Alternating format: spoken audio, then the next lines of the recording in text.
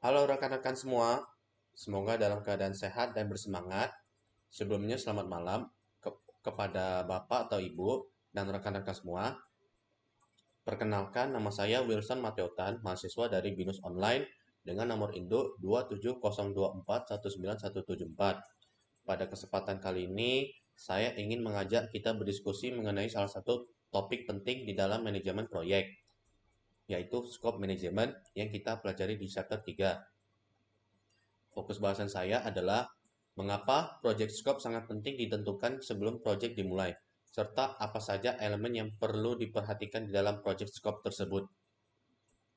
Pertama-tama, mari kita pahami dulu peran project scope. Project scope adalah pernyataan yang menjelaskan dengan jelas batasan, tujuan, dan hasil dari sebuah project. Dengan kata lain, scope adalah peta jalan yang mengarahkan tim agar tetap berada di jalur yang benar. Tanpa project scope yang jelas, sebuah project berisiko mengalami scope creep. Scope creep adalah kondisi ketika pekerjaan di luar rencana awal terus ditambahkan tanpa kendali.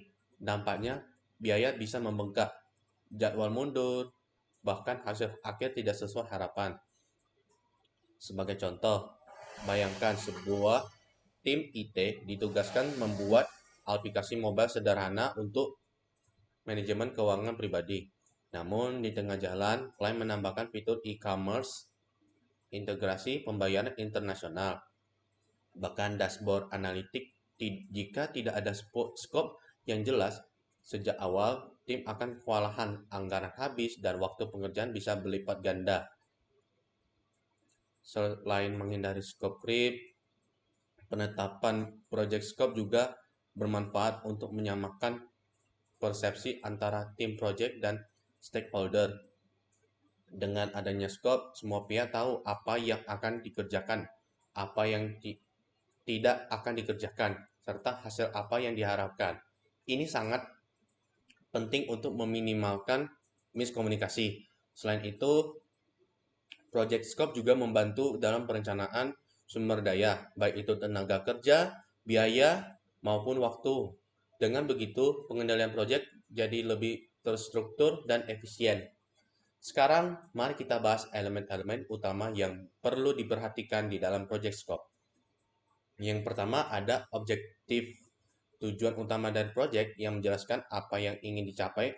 Objektifis harus jelas, spesifik, dan terukur. Itu namanya yang pertama adalah objektifis. Yang kedua ada deliverables, hasil atau output yang akan dihasilkan bisa berupa produk layanan atau dokumen deliverables ini yang nantinya akan dinilai keberhasilannya.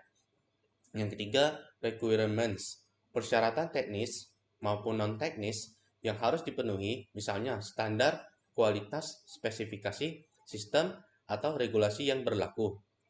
Yang keempat, boundaries, batasan project, yaitu hal-hal yang tidak termasuk dalam ruang lingkup pekerjaan. Ini penting untuk menghindari pekerjaan tambahan yang tidak direncanakan. Yang kelima, ada juga assumptions dan constraints.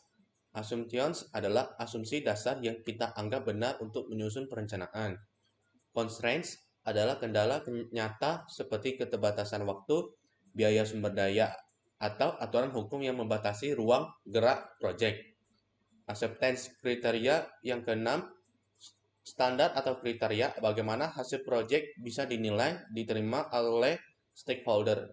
Ini memastikan kualitas hasil proyek sesuai dengan ekspektasi. Yang terakhir ada juga stakeholders. Semua pihak yang berkepentingan dengan proyek, mulai dari manajemen, sponsor klien, hingga end user, mengidentifikasi stakeholder sejak awal membantu mengelola ekspektasi mereka dengan lebih baik. Dengan memperhatikan semua elemen-elemen ini, project scope akan menjadi dokumen yang komprehensif sekaligus fondasi yang kuat dalam menjalankan proyek. Dari pembahasan tadi dapat kita simpulkan bahwa project scope adalah salah satu aspek paling krusial dalam manajemen proyek. Scope bukan sekedar dokumen formalitas, tetapi instrumen penting untuk menjaga proyek tetap fokus, efisiensi, serta mampu menghasilkan output sesuai kebutuhan stakeholder. Sebagai penutup, saya ingin mengajak rekan-rekan semua untuk berdiskusi. Menurut kalian, apakah ada contoh proyek di dunia nyata atau pengalaman pribadi yang gagal atau bermasalah karena skopnya tidak jelas sejak awal? Terima kasih atas perhatiannya, dan saya tunggu tanggapan serta opini rekan-rekan di forum diskusi ini. Terima kasih.